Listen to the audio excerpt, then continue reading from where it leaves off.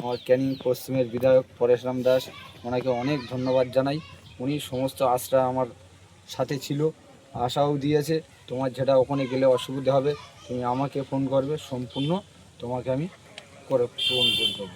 তাহলে আপনি বলতে চাইছেন আপনি যে বিধানসভায় বাস করছেন সেই বিধায়কের কোনো আর্থিক সাহায্য নেই, সেই বিধায়কের এখনো পর্যন্ত কোনো খোঁজ খবর নেই, এই পঞ্চায়েতের কোনো প্রতিনিধির কোনো খোঁজ খবর নেই।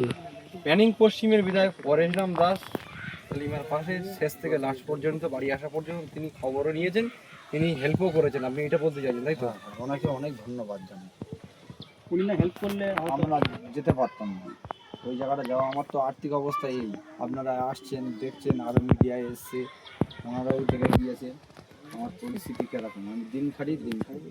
দিল্লিতে যাওয়ার পরে ওখানে কি কোনো সরকারি কোনো প্রতিনিধি বা প্রধানমন্ত্রীর তরফ থেকে বা কোনো মন্ত্রিত্বের তরফ থেকে আপনাদের সঙ্গে কোনো বৈঠক বা কোনো কিছুর মানে হেল্পের ব্যাপারে বা কোনো কিছু আগামী দিনে কোনো সমস্যার সম্মুখীন যাতে সেলিমা না হয়, পড়াশোনার জন্য যেন কোনোভাবে আর্থিক প্রবলেমের জন্য যেন স্থগিত না হয়ে যায় তার পড়াশুনো, সে বিষয়ে কি কোনো কিছু আশ্বাস দিয়েছেন বা কিছু বলেছেন? কোনো কিছু আশ্বাস দেয়নি। আর কোনো একটা ছোট্ট প্রশ্ন, আপনার এখান থেকে দিল্লিতে গেলেন এত দূরে কষ্ট করে, ক্যানিং পশ্চিমের বিধায়ক পরেশরাম দাস আপনাদের সহযোগিতা করেছে, অনেক ধন্যবাদ। কিন্তু জয়নগরের যে এমপি, হ্যাঁ, এবং এখানকার যে এমএলএ সেই একই দলেরই, তারা কেউ আপনার বাড়ি এসছেন? না, আমার বাড়ি এখনো পর্যন্ত। আপনারা এত দূর থেকে যে দিল্লি গেলেন, যাওয়ার পরে সেই মঞ্চে আপনাদের ডেকেছিল না, বা পশ্চিমবঙ্গ সরকারের মুখ্যমন্ত্রী বা তাদের কোনো প্রতিনিধি?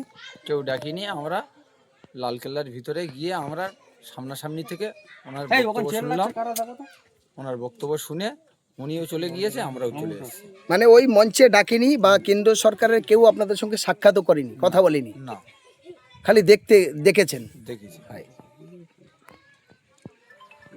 সেলিমা মোল্লা পড়াশুনো কেমন, বাড়িতে পড়াশুনোর টাইম কেমন দেন, কেমনভাবে পড়াশুনো করেন? খুবই ভালো। আমি জানি এরকম আরও গ্রাম থেকে যেন আরও পাড়ার ছেলে মেয়ে যেন এর মতন এরকম হয়, পড়াশোনা যেন ব্রেন বুদ্ধি।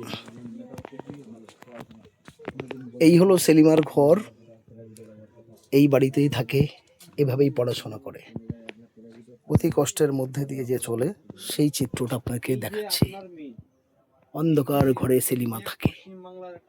সেলিমা এরকম একটা কুঁড়ে ঘরের মধ্যে থেকে এই পড়াশোনা করে, এই তার বই, এই তার খাতাখানি, এগুলো দেখার পরে ভীষণ লজ্জা লাগে, ভীষণ কষ্ট পাই। দেখলাম এই চিত্র, আমি হোসেন গাজী মানবাধিকার কর্মী, তার বাড়িতে ঢুকলাম, বাড়িটা চারিদিকে ঘুরে ঘুরে আপনাদেরকে দেখাচ্ছি। এই হলো অবস্থান, ভাবুন, এই হলো সেলিমার বই, এরকম একটা কুড়ে বাড়িতে থেকে পড়াশোনা করে। সামনের চিত্র দেখছেন, এই হলো সেলিমার বাড়ি। পশ্চিমবঙ্গ সরকারের লজ্জা হওয়া উচিত, কেন্দ্র সরকারের লজ্জা হওয়া উচিত, তার সাথে ভারতবাসীকে বলল। দেখুন সেলিমা এরকম একটা বাড়িতে থাকে।